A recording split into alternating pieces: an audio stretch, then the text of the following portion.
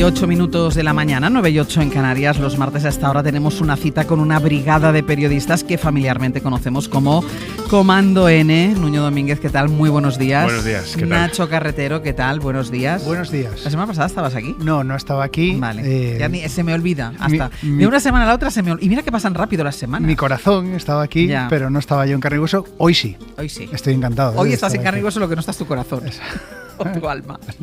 Mira, vamos a adentrarnos en un terreno, no sé si algo espinoso, que es el crimen organizado, pero vamos a mirarlo de una manera diferente, desde un ángulo distinto, y es desde la mirada de las mujeres. Si nos vamos a los clásicos de la ficción, escuchamos cosas como estas, por ejemplo, en El Padrino. La experiencia fue lo que me enseñó a no ser confiado. Las mujeres y los chicos pueden serlo, los hombres no. No te metas en mis asuntos, Kay. Es cierto. No vuelvas a preguntar. ¡Contesta! ¡Basta! En Scarface. Tengo a una yonki por mujer. No come nada. Duerme todo el día con una venda negra en los ojos. Se despierta como un zombie. No digas eso, Y hombre. no tiene ganas de joder porque siempre está en coma. Ni siquiera puedo tener un hijo con ella. En Casino.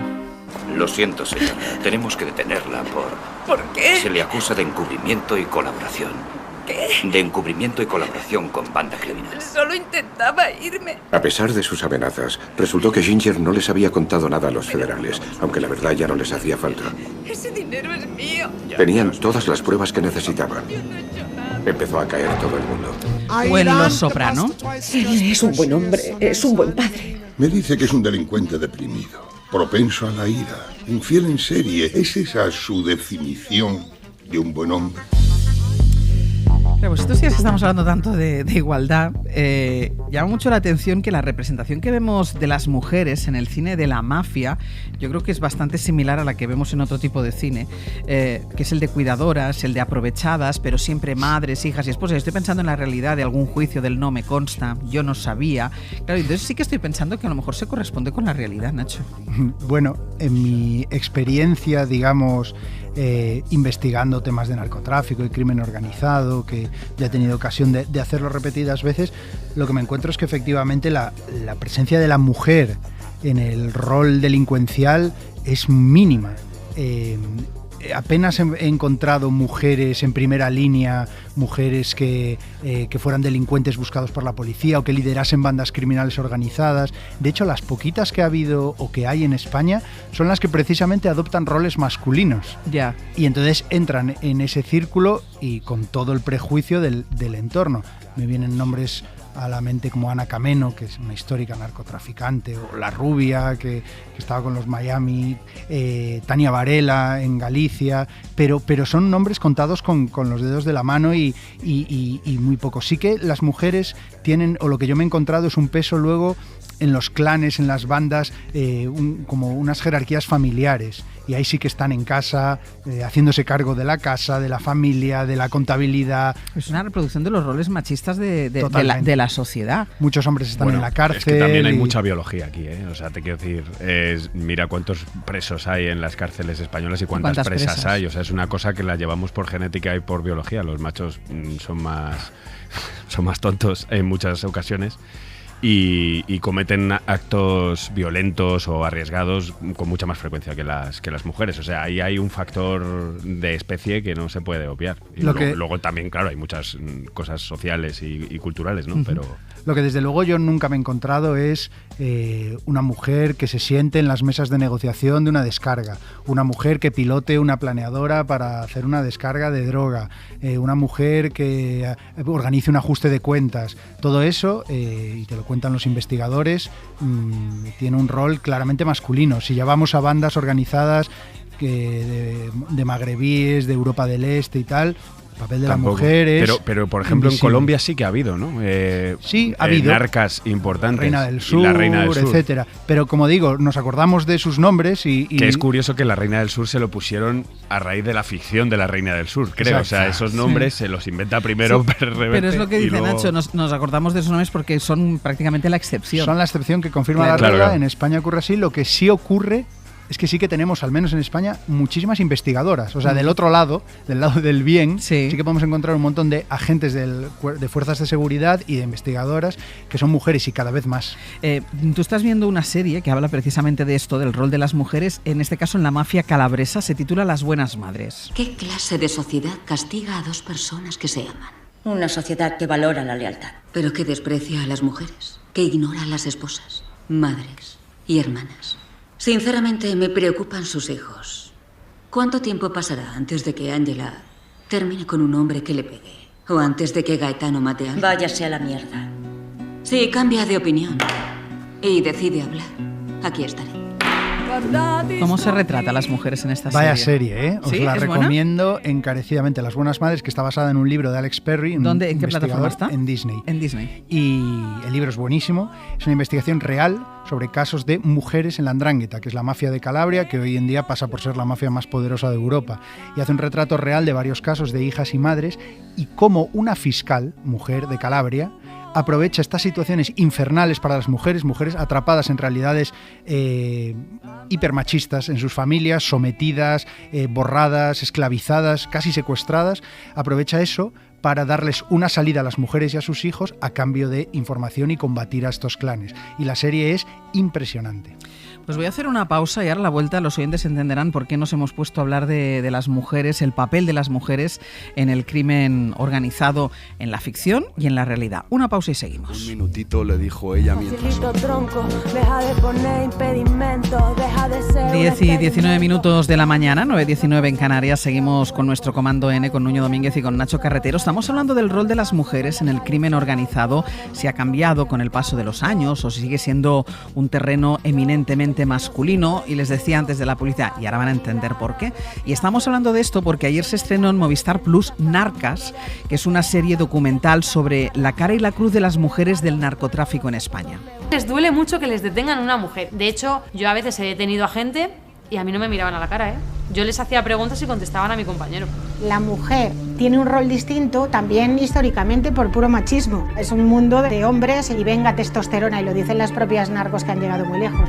Lo que tiene más poder ahora mismo en el narcotráfico son las mujeres, porque a una mujer no se le mira tanto como a un hombre. Nick Ortiz es productor ejecutivo de esta serie documental Narcas. ¿Qué tal? Muy buenos días. ¿Qué tal, Ángels? Encantado. Nico, ¿el narcotráfico también es cosa de mujeres? El narcotráfico también es cosa de mujeres, sin ninguna duda. Otra cosa es que podamos igualar el empoderamiento femenino, que sí que hay en otros aspectos de la sociedad, en el mundo del narcotráfico. Porque mujeres en el mundo del narcotráfico hay y ha habido toda la vida. Lo que pasa que lo importante es determinar cuál es el rol que ellas ocupan. ¿Y en qué rol te las encuentras? Pues a ver, en España ha habido mujeres muy poderosas dentro del mundo del narcotráfico. Ha habido algunas mujeres muy conocidas, Ana María Cameno, sobre todo la reina de la coca, una mujer muy poderosa, Ana Garrido, que fue detenida en la Operación Temple y que movió un alijo de 14.000 kilos de cocaína. Pero bueno, la realidad es que en el mundo del narcotráfico hay un estereotipo que es el del hombre.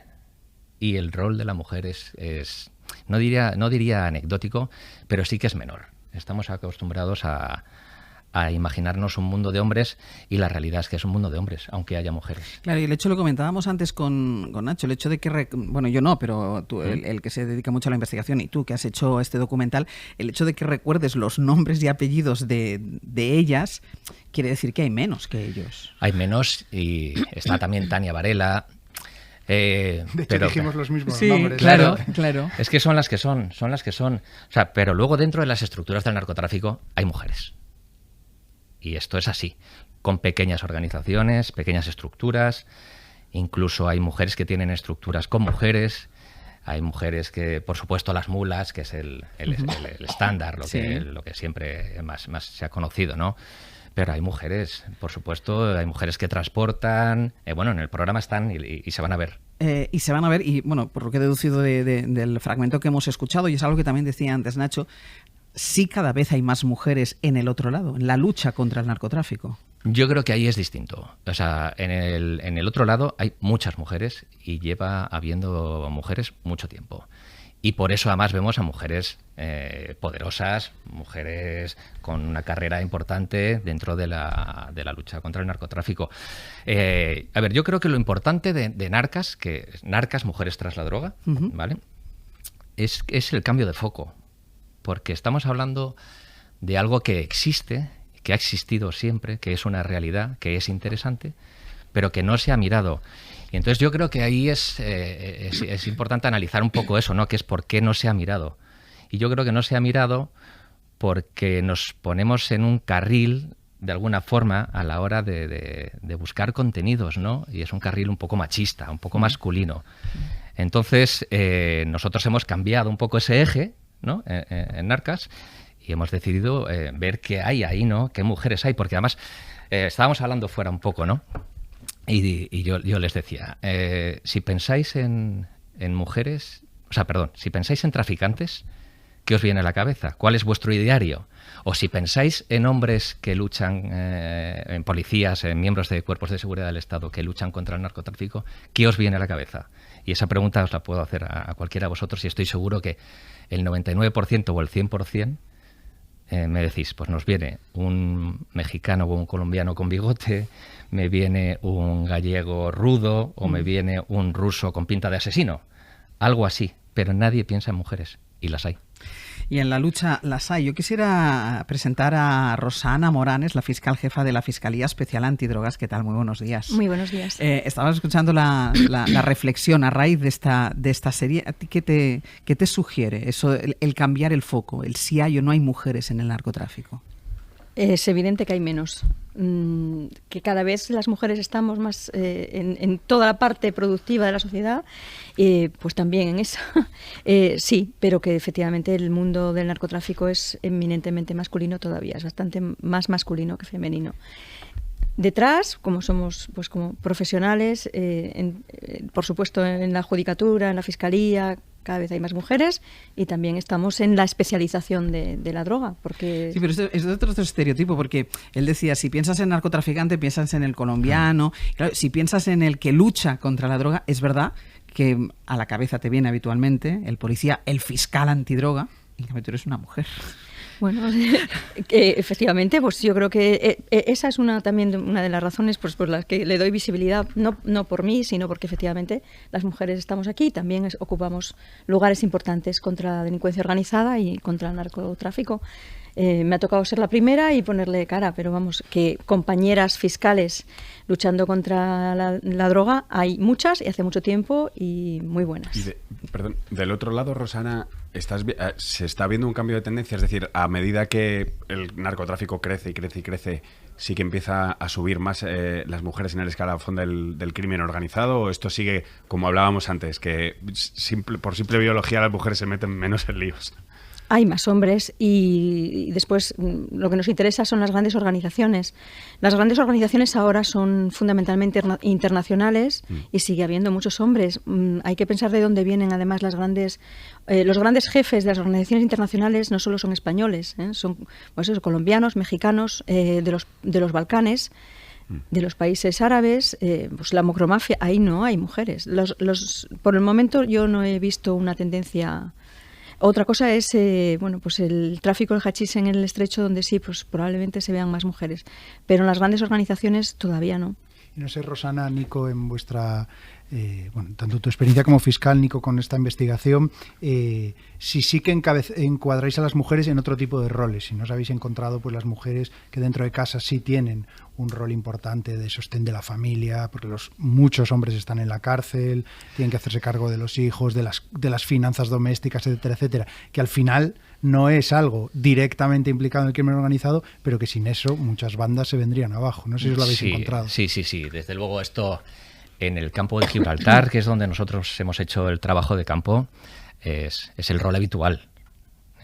La mujer cuida la casa, cuida a su marido, cuida a los hijos, cuida del negocio en un momento dado cuando el marido entra en la cárcel o tiene algún tipo de percance, y ese rol es masivo. O sea, es verdad que abunda, igual que también nos hemos encontrado con un tipo de mujer pues que es muy víctima de la violencia machista, del abandono, y que se acaba entre comillas, empoderando un poco, ¿no? A raíz de ese abandono, ¿no? Entonces dice, pues ahora, bueno, yo me emancipo, bueno, aparte me has dejado, y tiro y me monto mi historia y cruzo y me hago bellotera o chochera o me monto una pequeña estructura. De hecho es curioso porque te encuentras muchísimo perfil en el campo de Gibraltar, en Ceuta, etcétera, de chicos muy jovencitos que empiezan con el narco a trapichear y que tienen un denominador común, casi te diría el 100%, que es la ausencia de la figura paterna. Y es como algo hereditario. No sé si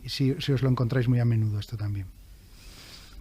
Sí, es que estos roles están instalados.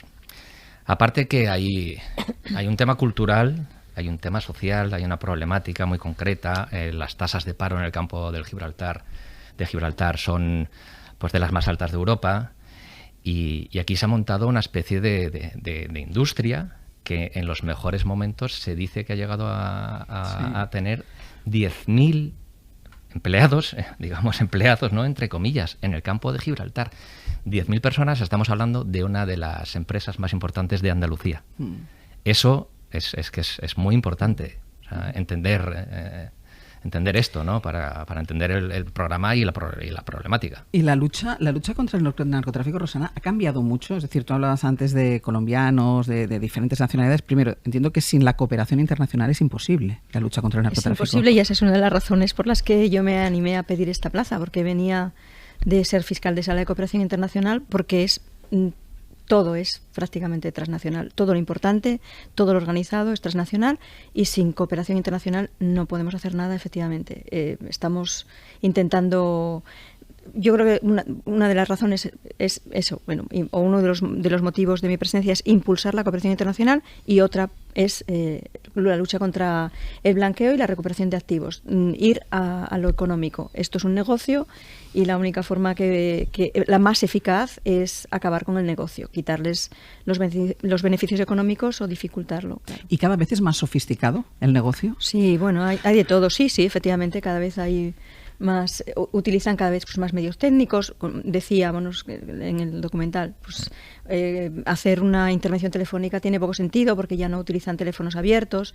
Estamos ahora con uno de los temas que yo creo que va a ser el tema jurídico, por lo menos de este año 2023, que es el tema de las plataformas encriptadas, del uso de EncroChat, Sky, ECC, otros, e intentar pues que el derecho pueda responder de forma eficaz, con medios, a obtener esas evidencias a través de, pues eso, de posibles interceptaciones de estas plataformas encriptadas. Se utilizan drones, se utilizan todos los medios técnicos, y claro, todo es más sofisticado y todo es más también funciona como a modo de subcontratas. Hay especialistas en el transporte, especialistas en el blanqueo, organizaciones que contratan con los narcos para el blanqueo, todo muy especializado, como nosotros. Sí.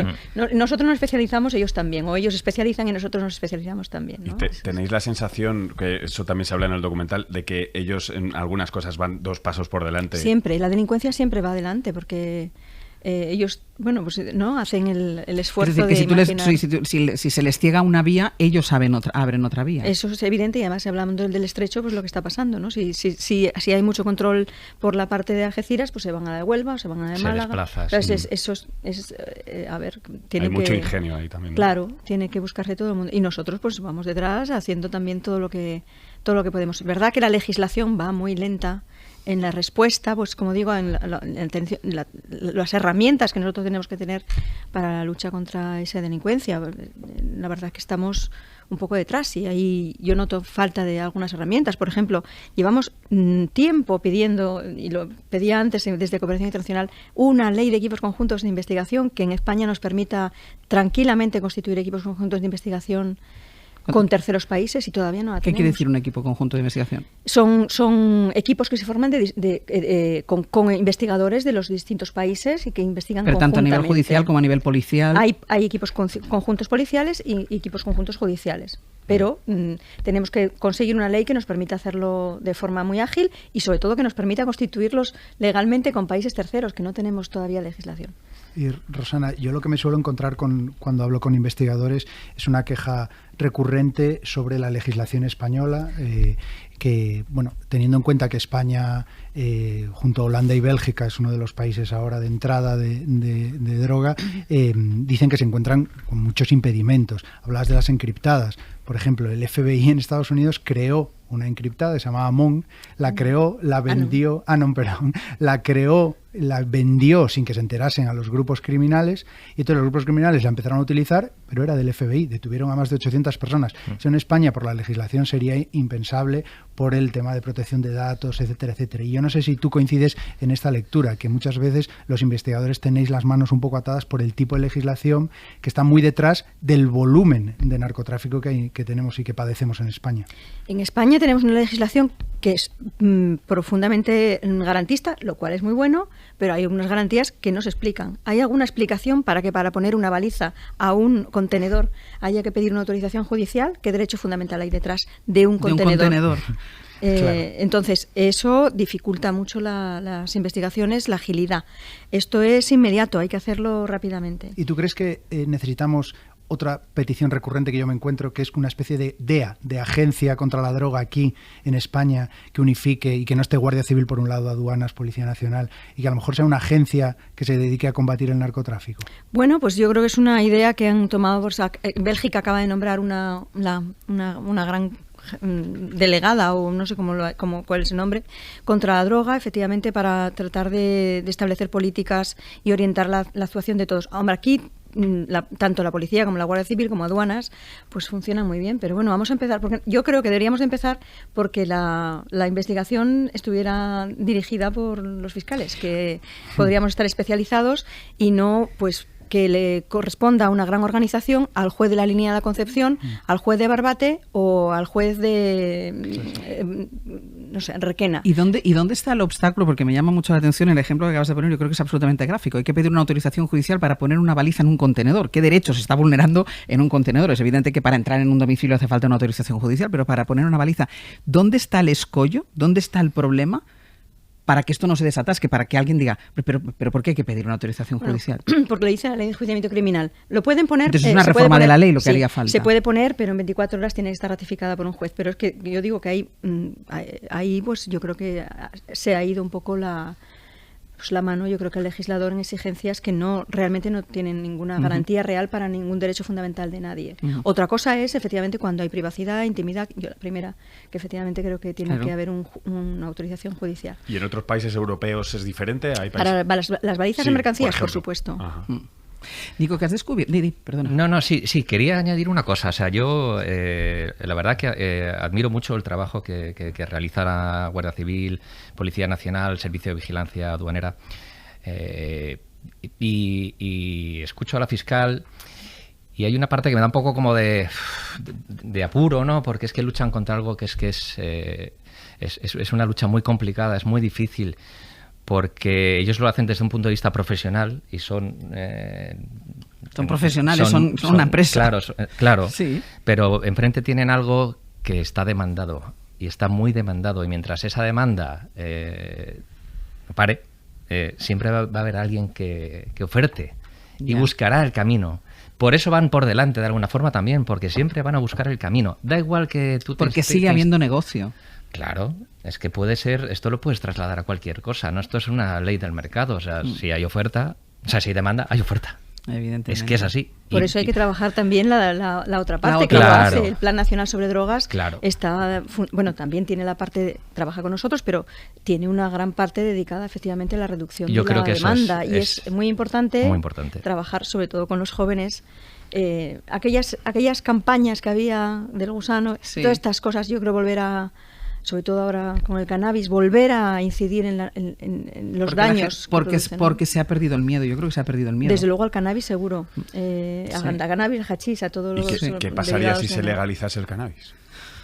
Pues que habría más problemas de salud seguramente, y especialmente en los jóvenes. Lo estaba viendo porque hay mucho consumo. España produce con niveles muy altos. No es lo que se fuma ahora no es lo mismo que se fumaba hace 15 años. Es niveles muy altos de THC con mucho más poder de afectación a la salud. Es grave. ¿Habría contrabando si se legalizase? Seguramente sí, porque por la experiencia que... Contrabando de tabaco. La experiencia de los países que lo han legalizado no es buena. Este año, en abril, creo que fue en marzo, en abril, la JIFE, la Junta Internacional de Fiscalización de Drogas, ha advertido sobre la poca eficacia o la poca efecto positivo y sobre la tendencia a la legalización como algo negativo. No ha dado ningún resultado positivo y además banaliza el daño que producen esas sustancias. Rosana Morán, fiscal jefa antidrogas, ha sido un placer conocerte y compartir este ratito muy, muy interesante. De verdad, muchísimas gracias. Muchas gracias. Nico Ortiz, Narcas en Movistar, muchísimas gracias por habernos obligado a poner el foco ahí. Muchísimas gracias, de verdad. A vosotros y bueno, quiero recordar simplemente, ¿no?, que es cada lunes, desde ayer se estrenó el primer episodio. Lunes episodio. Eso, ya está bajo demanda, el próximo, el siguiente lunes y el siguiente el que viene.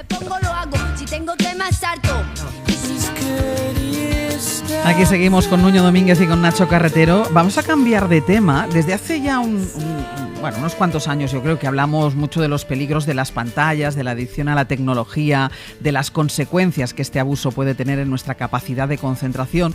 Pero es que el otro día conocimos, y lo hablábamos en la sección de tecnología con Jaime García Cantero, conocimos que el gobierno de Suecia ha decidido de momento paralizar el avance de su plan de digitalización en centros educativos y volver a fomentar el uso de los libros de texto, del papel. Es una noticia que nos ha hecho plantearnos hasta qué punto las pantallas, la tecnología puede perjudicar el desarrollo educativo de los más pequeños, más allá de la adicción que puedan tener los mayores, cómo afecta en el proceso de aprendizaje de los niños, porque Nuño, ¿está directamente relacionado el uso de pantallas con un deterioro cognitivo?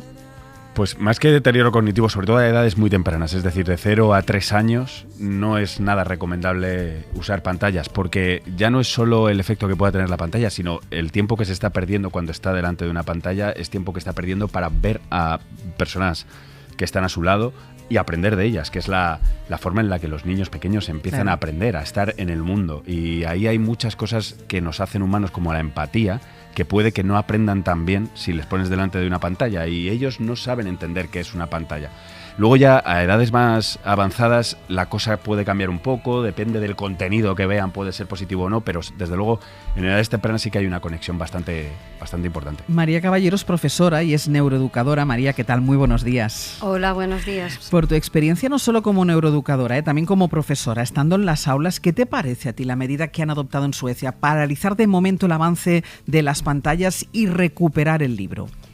Pues sinceramente creo que debería invitarnos a hacer una profunda reflexión en cuanto a las dinámicas que estamos teniendo en los sistemas educativos, porque yo creo que estamos un poco alejados de lo que es una educación basada en la evidencia. Ya en el 2018, cuando estaba Suecia implantando esta eliminación del libro físico para poner el digital, ya nos decía la OCDE cómo deberíamos abordar la formación del profesorado y qué falta realmente en nuestras aulas. En un estudio de la OCDE que lideró Tokuhama, nos decían que nos faltaban 2 cuestiones al profesorado. Una que era el conocimiento y tecnología, y yo creo que aquí debemos no solamente abordar cómo se usa la tecnología en el aula, sino también conocer un poco el impacto que tiene y, como nos recomienda la OCDE, dejar tiempo para la parte humana. Entonces, ese es el problema que yo creo que ha pasado en Suecia, que realmente no han abordado esa educación desde la parte humana, usando la tecnología para dejar tiempo a la interacción, para que se genere esa sinergia de aprendizaje social, que realmente es la base del aprendizaje. Porque, María, físicamente ¿cambia algo en el cerebro o qué le pasa al cerebro de un niño cuando se le somete a este tipo de estímulos muy continuados, cuando utiliza mucho la pantalla? Realmente sí hay cambios, porque en las primeras etapas de la vida el crecimiento, el cambio que se produce en el cerebro es mucho mayor que en cualquier otra etapa de la vida. Entonces, el cerebro no está pensado, no está diseñado para desarrollarse interactuando con una pantalla, sino para desarrollarse interactuando con el exterior y, sobre todo, con otras personas, con padres, con hermanos, con iguales. el hecho de que haya una pantalla realmente modifica realmente el aprendizaje posterior, porque hace que se esté estimulando siempre un aprendizaje visual, pero que es erróneo. Erróneo porque la vida no es eso. Este aprendizaje que están teniendo con las pantallas se produce a través de imágenes muy rápidas, de color, de movimiento. Entonces, el problema que nosotros detectamos, que yo detecto en el aula, es una desatención tremenda. Porque fíjate que cuando tenemos a un niño interactuando con una pantalla, por ejemplo, aprendiendo un cuento, está viendo una imagen, pero no está imaginándose ese cuento que leíamos de pequeños. Sí. Entonces, esa parte de la imaginación, de la creatividad, incluso de la reacción a la cara del padre. Pero es que en eso que dices, que me parece muy importante eso que dices en cuanto a la relación con los padres, yo es que a mí hay un tema que me tiene, cuando voy a un restaurante y me encuentro a un niño de muy corta edad, sentado con sus padres en una mesa, comiendo, pero al niño le dan una pantalla y se le priva de esa conversa, llámale como tú quieras, de esa relación con el padre y con la madre. A mí es una cosa que me llama muchísimo la atención. Estoy absolutamente de acuerdo. Y no es que se prive de la conversación, se priva literalmente de la interacción. Exacto, de la interacción. Efectivamente, interaccionar es mucho más allá de las palabras. A lo mejor es que los padres no quieren que interaccionen en ese momento. Pero ese es el problema, Nacho. Claro. Es que yo pienso que ese es el problema. Esa Como es la... niño no molestes. Claro, pero eso nos lo han dicho desde siempre, desde pequeños, ¿no? Lo que pasa es que antes no había pantallas, pero nos mandaban a jugar entre las servilletas del bar o las cabezas de gamba. Pero entonces interaccionabas. No, claro. ¿No? Sí, sí. Eso era así, ¿no? Era algo que nuestros padres o en las generaciones anteriores se hacía bien, aún sin saberlo, porque realmente ese juego con la servilleta, juego simbólico, es juego donde se desarrolla la parte creativa del cerebro, donde se tiene que imaginar cosas, porque yo creo que aquí lo que nos está pasando a nivel social es más o menos lo que nos pasó con el tabaco o con la cerveza o con tantas otras cosas, que ahora sabemos que, bueno, vamos al tabaco, que es adictivo. Sí. Es algo que se sabe en ciencia, que de hecho los datos científicos son abrumadores, están modificando ese desarrollo neurológico que debería ocurrir de una determinada forma, se está modificando. Y la ciencia ya lo dice. Entonces lo que yo creo que están faltando son campañas de visibilización de los daños. Igual que ocurrió literalmente con el tabaco, cuando hace años fumaban los niños con 6 años. Sí. Yo recuerdo a los abuelos antiguos decir que ellos empezaron a fumar a edades muy tempranas. Y sin embargo, algo que asumimos todos cuando se prohibió fumar. Yo recuerdo las primeras interacciones fuera, cuando teníamos que salir a fumar fuera, pues aquello fue como muy impactante. Pero sin embargo se ha producido una educación en ese sentido. Y yo creo que debe haber también una educación digital. Y eso es, educación digital. Yo te iba a preguntar, María, ¿cómo equilibramos la balanza? Porque es verdad que los niños van a vivir en un mundo de pantallas ubicuas, con una relación con las tecnologías pues mucho más intensa que la que hemos tenido nosotros y las generaciones anteriores. Y de alguna forma entiendo que, bueno, su cerebro está cambiando por las pantallas, pero porque estamos en un mundo lleno de pantallas. Entonces, ¿cómo encontramos ese equilibrio para que luego puedan, no sé, dedicarse a lo que quieran y sepan también relacionarse con las pantallas? Sí, pero a lo mejor no hace falta que lo hagan a una edad tan temprana, ¿no? Pues yo creo que deberíamos hacer 3 cosas, y cada uno de los actores que intervenimos en la educación del niño, porque como dice José Antonio Marina y dice este dicho tan bonito africano, que para educar a un niño hace falta la tribu entera, y aquí también. Entonces yo creo que si cada parte de los que estamos involucrados en la educación del niño asumiéramos nuestra parte de responsabilidad, podríamos llegar a grandes cosas. Es decir, yo creo que a nivel institucional debería haber campañas de concienciación del uso adecuado de las pantallas y sobre todo que se trascienda eso. Yo me gusta llamarlo neuromitos de baja intensidad. Es decir, ese conocimiento erróneo del cerebro que se está popularizando a través de redes, porque a mí me llegan padres que me dicen, bueno, en consulta y también en clase, que me dicen, es que mi hijo sabe mucho más de tecnología que yo. Entonces yo creo que eso es un neuromito en el sentido de que es un concepto erróneo sobre cómo funciona el cerebro. No saben más que nosotros. Saben mover un botón, pero sin embargo no interaccionan bien ni con la pantalla ni con la información. Entonces es importante que la sociedad del conocimiento, y esto nos lo dice la OCDE, nos lo dice la UNESCO, que tenemos que abordar este cambio tecnológico en 3 variables. Campaña de concienciación, por supuesto, en el aula, y yo creo que tenemos mucha responsabilidad los educadores, y yo como profesora, realmente es mi lucha cada día, es intentar que el alumnado conozca su cerebro para que pueda interactuar bien con las pantallas, que pueda interactuar bien con la vida, porque enseñar y aprender es algo multifactorial, que es algo que yo creo que debemos tener en cuenta y que en la OCDE nos lo recuerdan y que en Suecia yo creo que han olvidado. No solamente es pantallas, es que aprender es algo multifactorial, donde las pantallas son herramientas. Y déjame que te haga una última pregunta. ¿A qué edad se debería dar por primera vez pantallas a un niño? Tú ahora ves niño en un cochecito que no sabe caminar y lleva un teléfono móvil en la mano. ¿A qué edad se debería dar la pantalla por primera vez a un crío? Pues esto no lo voy a decir yo, lo va a decir la UNESCO, porque la Organización Mundial de la Salud pues nos dice algo muy interesante. Nos dice a través de un montón de estudios que de 0 a 2 años no se puede dar pantalla, 0 tecnología. Interacción física, interacción con adultos, interacción con iguales. Nos dice después que de 2 a 5 años ellos recomiendan media hora, pero no es tanto el tiempo como la manera de hacerlo. Claro, el uso que se haga. Claro, lo que ellos recomiendan es que se haga un uso guiado donde el niño aprenda que las pantallas tienen un uso no solo lúdico, sino también de aprendizaje. Algo que a mí como profesora de inglés de secundaria me cuesta mucho, porque yo las uso y cuando yo digo, por favor, quiero el móvil para que en tiempo real podáis saber cómo se entona, cómo se pronuncia tal palabra. Y me dicen, ¿pero puedo usar un móvil para oír una pronunciación? Claro, para eso sí. Para eso sí. Claro. Entonces, eso es lo que recomienda la Organización Mundial de la Salud. Es el buen uso que se debe inculcar desde muy pequeño. María Caballero, autora de Neuroeducación de Profesores y para Profesores, muchísimas gracias por haber estado con nosotros. A vosotros, un placer. Hasta luego. Hasta luego. Y la felicidad que nos proporciona a nosotros encontrarnos todos los martes. ¿Qué me decís? Eso no está pagado. Eso no hay reciclaje que lo iguale. Eso no está pagado. Venga, hasta la semana que viene. La semana que viene.